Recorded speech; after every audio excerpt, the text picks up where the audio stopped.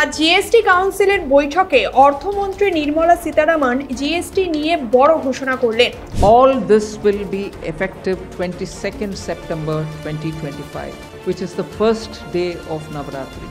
ভারতের বিভিন্ন পণ্য ও পরিষেবার ওপর জিএসটি কমে গেল। এর মধ্যে আরও একটা বড় পরিবর্তন হলো, আগের 4টি স্তরের ট্যাক্সের পরিকাঠামো ভেঙে আনা হলো মাত্র 2টি স্তরে, যথাক্রমে 5% এবং 18%। এর ফলে ব্যবসা বাণিজ্যের ক্ষেত্রে একটা ক্লিয়ারেন্স থাকবে এবং ট্যাক্স দেওয়াও অনেক সহজ এবং ঝুট ঝামেলা মুক্ত হয়ে যাবে। তবে তামাক, পান মশলা, কোল্ড ড্রিঙ্কস এবং বেশ কিছু বিলাসবহুল দ্রব্যের ওপর 40% জিএসটি আরোপ করা হয়েছে। এক্ষেত্রে সরকারের উদ্দেশ্য অনুযায়ী একদিকে যেমন ক্ষতিকারক দ্রব্যের ব্যবহার কমবে, অন্যদিকে আবার ট্যাক্সের ভারসাম্য বজায় থাকবে বলেই মনে করা হচ্ছে। এই পরিবর্তনের ফলে সাধারণ মানুষও যেন একটু স্বস্তির নিঃশ্বাস ফেলতে পারবে।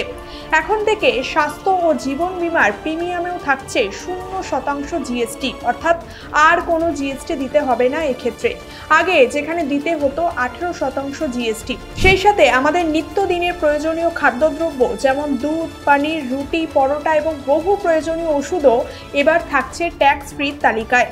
অন্যদিকে স্ন্যাক্স, চকলেট, কফি ও মিষ্টি জাতীয় দ্রব্যে জিএসটি থাকছে মাত্র 5% এবং সিমেন্ট, ইলেকট্রনিক্স, গাড়ি ও ঘরোয়া কিছু সামগ্রীর ওপর থাকছে 18% জিএসটি। এই নতুন জিএসটি নিয়ম কার্যকর হবে চলতি বছরের 22শে সেপ্টেম্বর থেকে, অর্থাৎ দুর্গাপুজোর আগেই আপনি হতে চলেছেন ট্যাক্স ফ্রি।